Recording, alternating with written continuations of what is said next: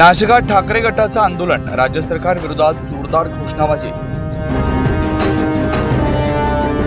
राज्य सरकारच्या वतीनं मागील 2 दिवसांपूर्वी राज्य परिवहन महामंडळाच्या एसटी बसची भाडेवाढ करण्यात आली आहे। त्यामुळे सर्वसामान्य प्रवाशांना याचा फटका बसल्याचं पाहायला मिळालंय। या दरवाढी विरोधात नाशिकमध्ये आज शिवसेना ठाकरे गटाच्या वतीनं एसटी बस प्रवासी भाडेवाढ आणि 1 फेब्रुवारीपासून लागू होणारे रिक्षा टॅक्सीच्या भाडेवाढीच्या विरोधात आंदोलन करण्यात आलंय। शहरातील नवीन मध्यवर्ती बस स्थानकात ठाकरे गटाच्या पदाधिकाऱ्यांनी एकत्र येत प्रवासी भाडेवाढीच्या विरोधात तीव्र स्वरूपाचं चक्काजाम आंदोलन करत बस स्थानकात जाणाऱ्या आणि येणाऱ्या बस रोखून ठेवण्यात आल्या होत्या।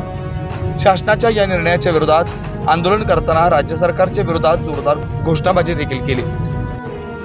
बसेस 80% बसेस अशा स्क्रॅपमध्ये निघतील अशी व्यवस्था पुरवलेली असताना भाववाढ करणं हे चुकीचं आहे।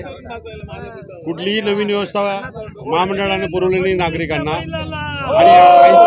आणि 15% भाववाढ केली, ही भाववाढ निश्चितपणाने नागरिकांना त्रास देणारा हा निर्णय रद्द होण्यासाठी शिवसेना आज रस्त्यावर उतरलेली आहे। प्राथमिक स्वरूपात निश्चितपणाने येणाऱ्या काळामध्ये जोपर्यंत भाववाढ रद्द होत नाही, सर्वसामान्य नागरिकांना दिलासा मिळत नाही, तोपर्यंत शिवसेना रस्त्यावर उतरल्याशिवाय राहणार नाही।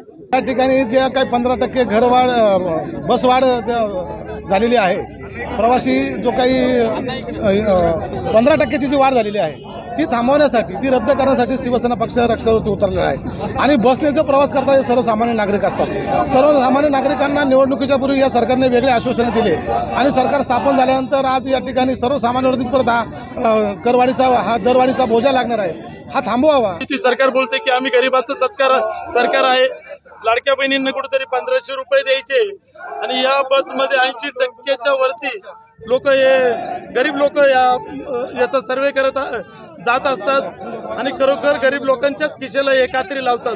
मग हे सरकार गरीबाचं आहे। 9 न्यूज महाराष्ट्रासाठी प्रतिनिधी वैभव घुगे, नाशिक।